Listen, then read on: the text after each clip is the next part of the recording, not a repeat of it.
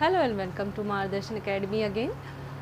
Students, पिछले video में हमने circular flow of income without financial system पढ़ा था। हमने जाना था कि सर्कुलर फ्लो ऑफ इनकम क्या होता है और इसमें कैसे काम होता है। आज हम पढ़ेंगे circular flow of income with financial institution या फाइनेंशियल मार्केट या फिर बैंक, यानी ऐसा सेक्टर जिसके साथ फर्म्स एंड हाउस होल्ड दोनों ही ट्रांजैक्शन करती हैं। तो बैंक या फाइनेंशियल मार्केट ऐसे इंस्टीट्यूशंस होते हैं जो हाउस होल्ड या फर्म से पैसा डिपॉजिट करते हैं या फिर उन्हें लोन देते हैं। तो फाइनेंशियल मार्केट का यहाँ एक ही काम है, except the deposit and lending the loan.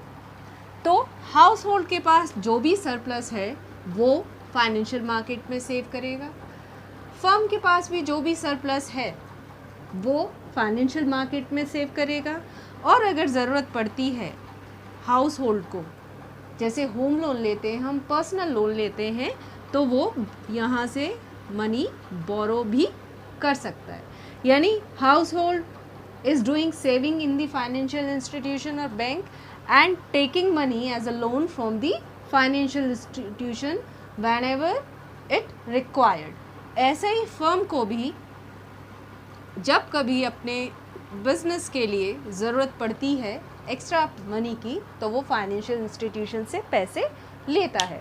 तो फाइनेंशियल इंस्टीट्यूशन के पास क्या है, जो हाउस होल्ड की सेविंग है, इसी सेविंग को वो फर्म को एज अ लोन दे देता है to invest in the production process.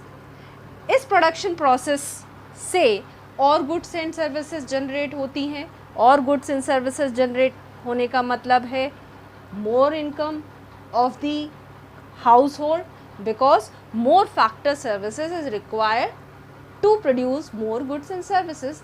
That means there is increase in production of goods and services, there is increase in income of the household and it leads to increase in the expenditure।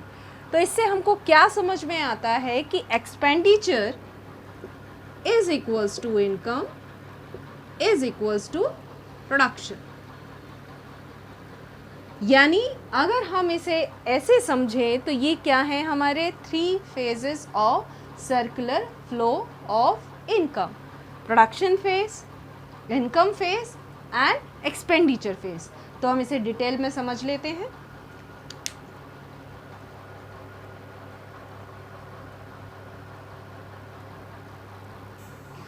तो जैसे मैंने आपको बताया 3 phases of circular flow of income.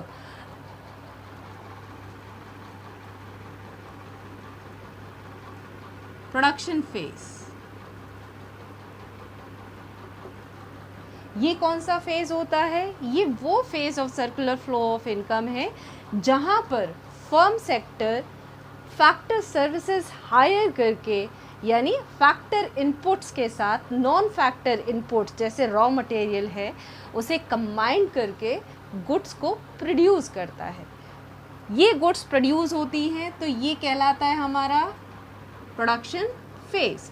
Second phase जैसे मैंने आपको बताया था इनकम फेज, तो हम इसे इनकम जनरेशन और डिस्ट्रीब्यूशन ऑफ इनकम फेज कह सकते हैं।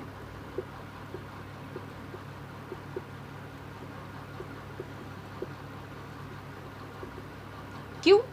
क्योंकि जो प्रोडक्शन हुआ है गुड्स का वो किसकी हेल्प से हुआ है? With the help of factor services provided by the house hold.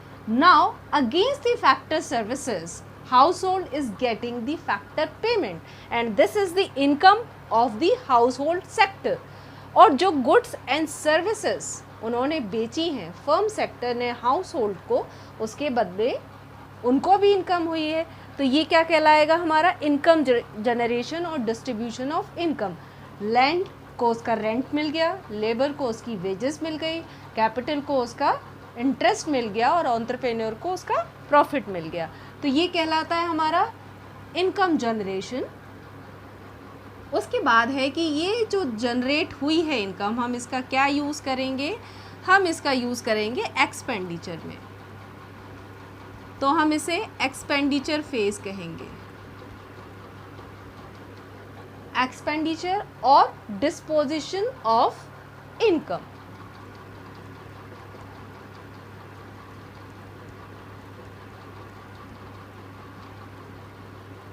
और ये एक्सपेंडिचर हम किन पर कर रहे हैं? गुड्स एंड सर्विसेज पर।